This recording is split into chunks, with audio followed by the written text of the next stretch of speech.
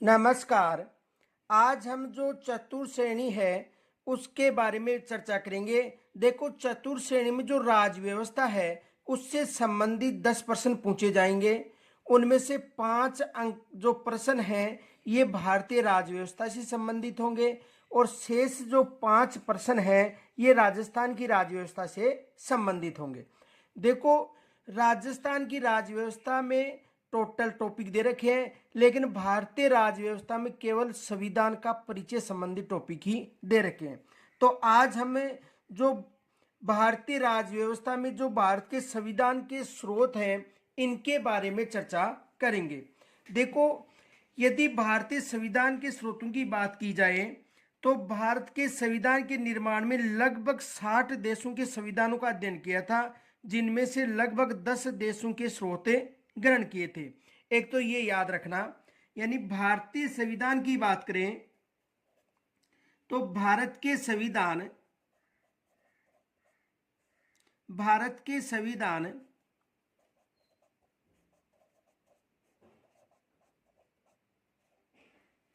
निर्माण के लिए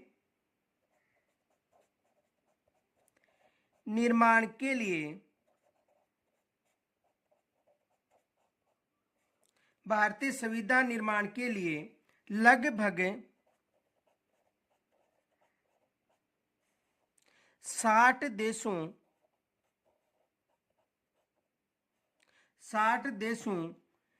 के संविधानों, कितने देश, लगभग यानी टोटल जो विश्व है उनमें से 60 देशों के संविधान का अध्ययन किया गया था। तो भारत के संविधान निर्माण के लिए लगभग 60 देशों के संविधानों का अध्ययन किया गया था।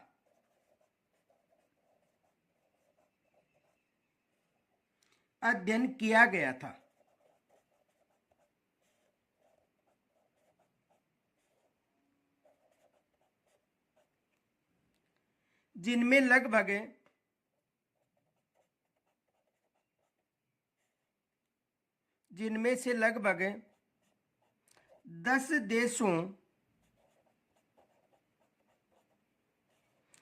देशों से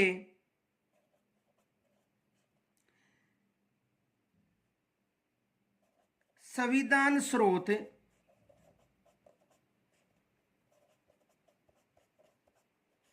ग्रहण किए गए थे।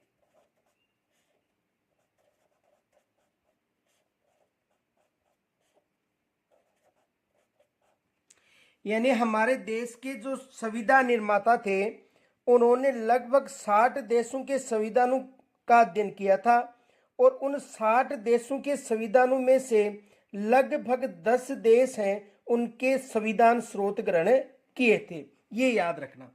अब देखो, यदि बात की जाए तो जो भारत का शासन अधिनियम था 1935, भारत के शासन अधिनियम 1935 से भी लगभग 250 अनुच्छेद ग्रहण किए गए थे, ये विशेष याद रखना।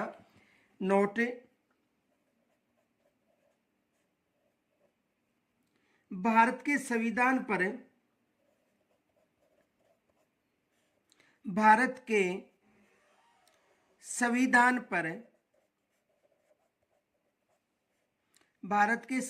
पर सर्वाधिक प्रभाव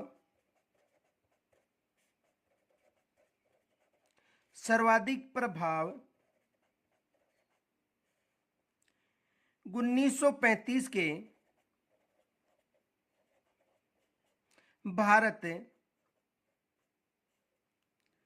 शासन अधिनियम का पड़ा था। शासन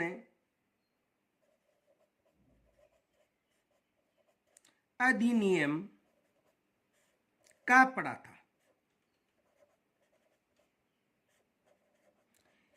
यानी भारत के संविधान निर्माण में जो 1935 का शासन अधिनियम था इसका सर्वाधिक प्रभाव पड़ा था। यानी संविधान के लगभग 250 अनुच्छेद इससे प्रभावित रहे थे, ये याद रखना।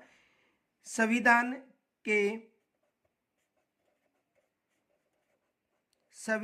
के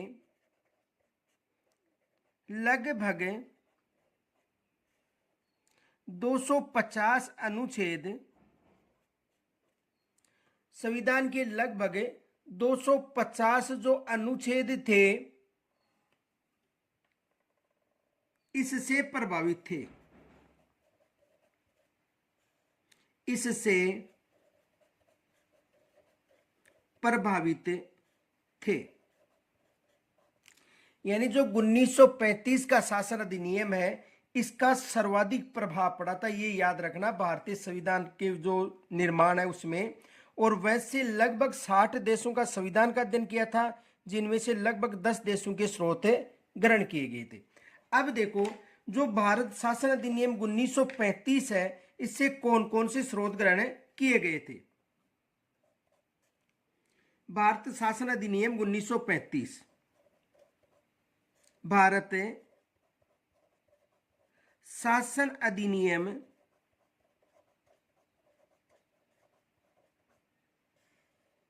1935।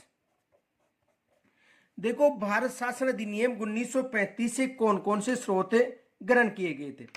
एक तो याद रखना, राज्यपाल का जो कार्यकाल है ये 1935 के शासन अधिनियम से लिया गया है। राज्यपाल का कार्यकाल, राज्यपाल का कार्यकाल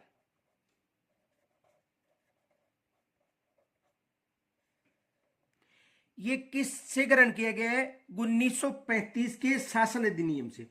इनके अलावा लोक सेवा आयोग व प्रशासनिक विवरण ये भी कहां से लिया गया है? 1935 के शासन अधिनियम से। लोक सेवा आयोग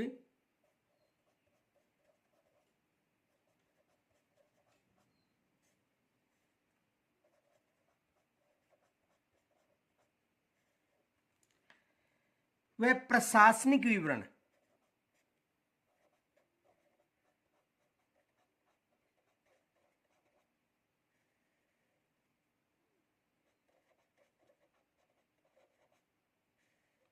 ये भी कहां से लिया गया है? 1935 के शासन अधिनियम से।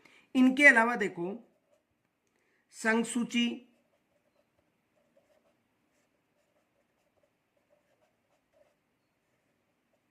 राज्य सूची,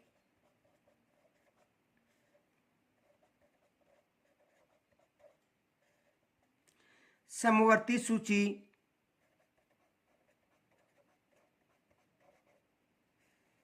समवर्ती सूची के संदर्भ में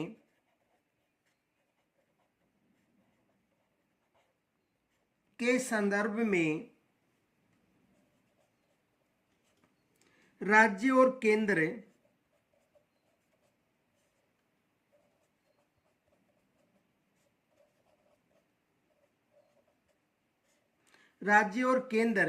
के मध्य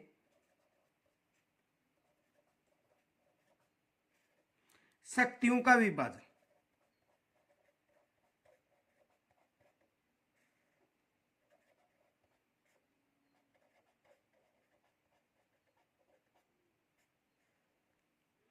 यानी कहने का मतलब ये है कि जो संघ सूची, राज्य सूची और समवर्ती सूची है, इनके मध्य जो शक्तियों का विभाजन है ये हमने 1935 का जो शासन अधिनियम था वहां से लिया था। ये याद रखना, कहां से लिया था? 1935 का जो शासन अधिनियम है यहां से इसे ग्रहण किया गया था।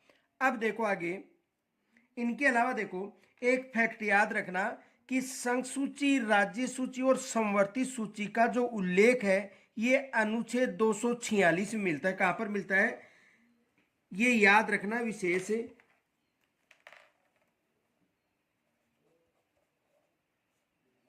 नोट, संघ सूची,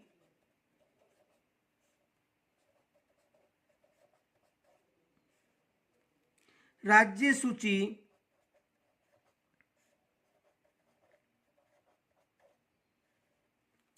व समवर्ती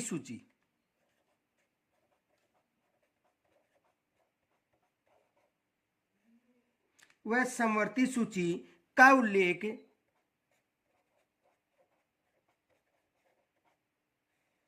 का उल्लेख अनुच्छेद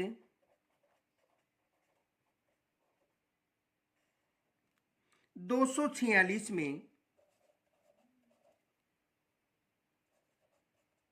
है। किस अनुच्छेद में है? 246। और यदि सूची पूछी जाए तो 7वीं अनुसूची।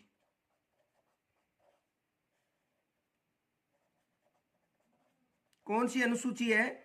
7वीं अनुसूची में इनका उल्लेख मिलता है। और यदि अनुच्छेद पूछे तो अनुच्छेद 246 में, कौन सा अनुच्छेद है? 246वां जो अनुच्छेद है, इसमें संघ सूची, राज्य सूची और समवर्ती सूची के बारे में उल्लेख मिलता है। इनके अलावा देखो एक फैक्ट और याद रखना आपको, केंद्र राज्य में जो शक्ति का विभाजन का प्रारूप है, ये ऑस्ट्रेलिया के संविधान से ग्रहण किया गया। ये फैक्ट याद रखना।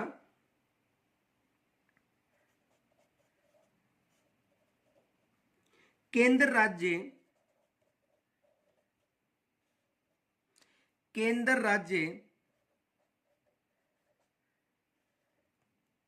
में शक्तियों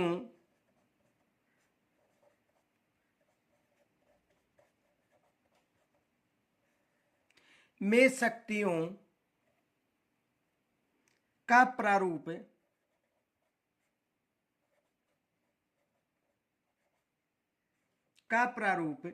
ऑस्ट्रेलिया के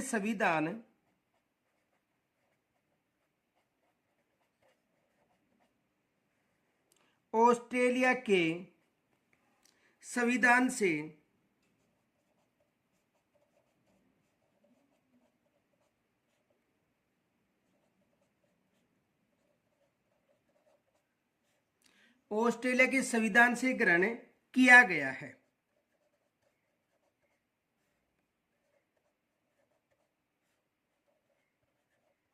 किस देश के संविधान से ग्रहण किया गया है?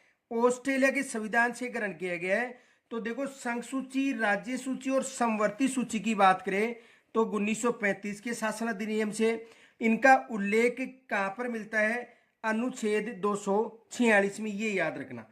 आगे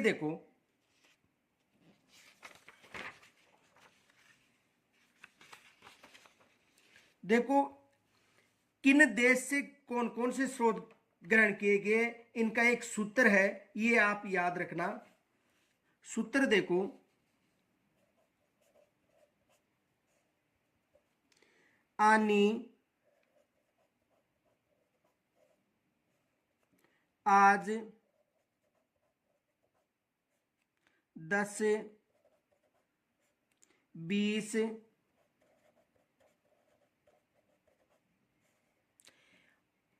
आनी आज 10-20 को गफा करूं। ये सूत्र याद रखना। सूत्र क्या है? आनी आज 10-20 को गफा करूं। देखो इसमें आनी का मतलब है, देखो आनी, इसमें देखो आ की बात करें तो आ का मतलब है आयरलैंड।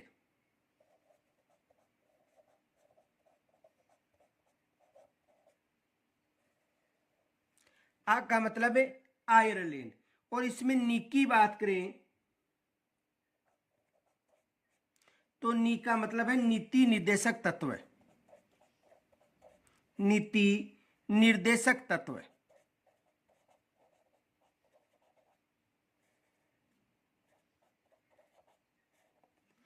तो आयरलैंड से कौन से स्रोत ग्रहण किए गए हैं? नीति निर्देशक तत्व। उसके बाद में यदि आज, आनी का मतलब आयरलैंड और नी का मतलब नीति निर्देशक तत्व। आज देखो आ का मतलब है आपातकालीन उपबंध। आ का मतलब है आपातकालीन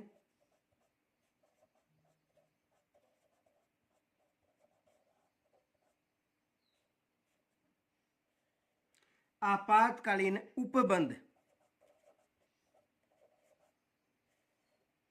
और जे का मतलब है जर्मनी से। जे का मतलब जर्मनी।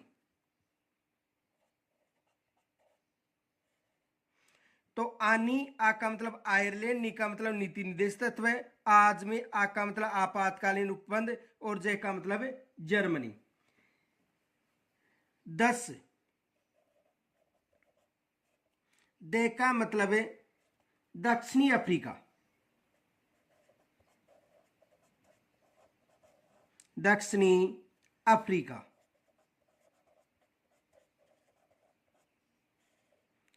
और से का मतलब है संविधान संशोधन प्रणाली, संविधान संशोधन प्रणाली। से का मतलब है संविधान संशोधन प्रणाली। अब देखो को आपको छोड़, 10 के बाद में 20,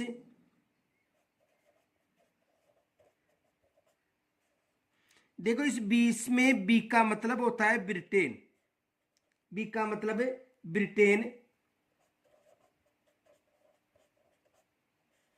और इसमें ई का मतलब होता है इकहरी नागरिकता, इकहरी नागरिकता। और से का मतलब संसदीय शासन व्यवस्था,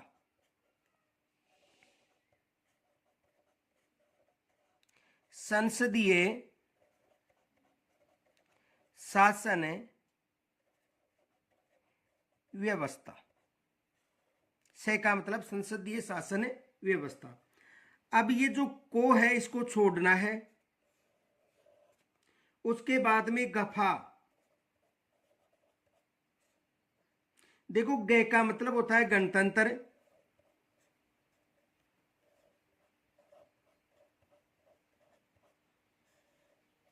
और फा का मतलब होता है फ्रांस। तो गणतंत्र किस देश से ग्रहण किया गया है?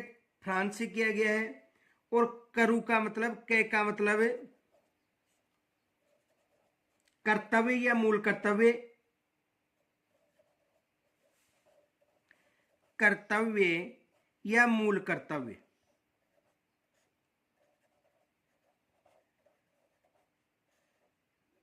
और रू का मतलब है रूस। तो एक बार दोबारा देख लो। देखो सूत्र है आनी आज 10 से 20 को गफा करूं।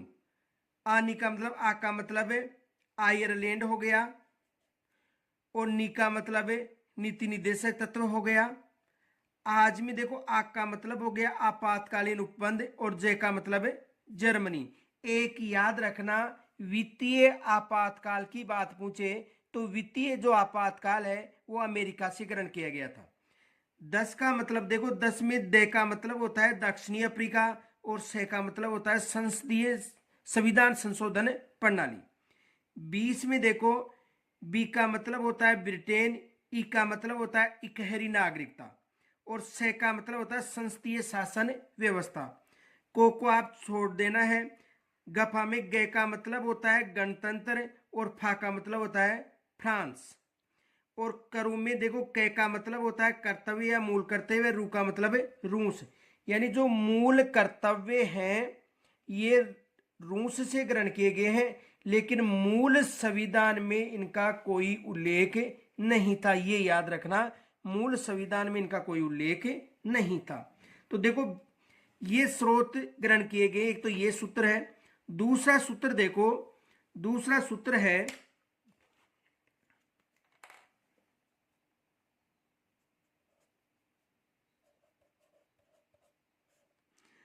अन्याय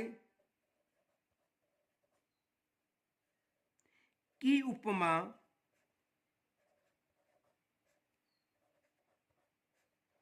लो। किसकी उपमा लो? अन्याय की उपमा लो। देखो इसमें ए का मतलब तो होता है, ये जो ए है इसका मतलब होता है अधिकार या मूल अधिकार। देखो ये जो अन्याय की उपमा लो, ये सूत्र याद रखना। और ये ए का मतलब होता है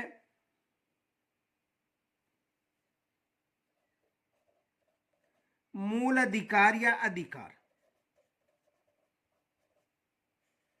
ए का मतलब होता है अधिकार या मूल अधिकार, और ये कहां से ग्रहण किए गए हैं? संयुक्त राज्य अमेरिका से। कहां से ग्रहण किए गए हैं? संयुक्त राज्य अमेरिका से।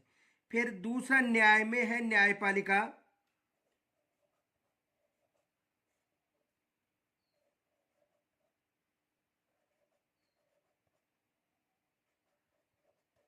और न्यायपालिका का स्रोत भी कहां से ग्रहण किया गया है? संयुक्त राज्य अमेरिका से। इसमें की को छोड़ना है। उप का मतलब होता है उपराष्ट्रपति। उप का मतलब है उपराष्ट्रपति। तो उपराष्ट्रपति का पद भी कहां से ग्रहण किया गया है? संयुक्त राज्य अमेरिका से। फिर उसके बाद में उप का मतलब उपराष्ट्रपति हो गया। मा का मतलब हो गया महाभियोग। महाभियोग ये भी कहां से ग्रहण किया गया है? संयुक्त राज्य अमेरिका से। और लो का मतलब है लोकतंत्र। लोकतंत्र भी कहां से ग्रहण किया गया है? संयुक्त राज्य अमेरिका से। तो देखो ये सूत्र याद रखना, अन्याय की उपमा लो, यानी ये सूत्र का किस देश के स्रोतों के लिए लागू होता है? संयुक्त राज्य अमेरिका। किसकी बात करें? संयुक्त राज्य अमेरिका।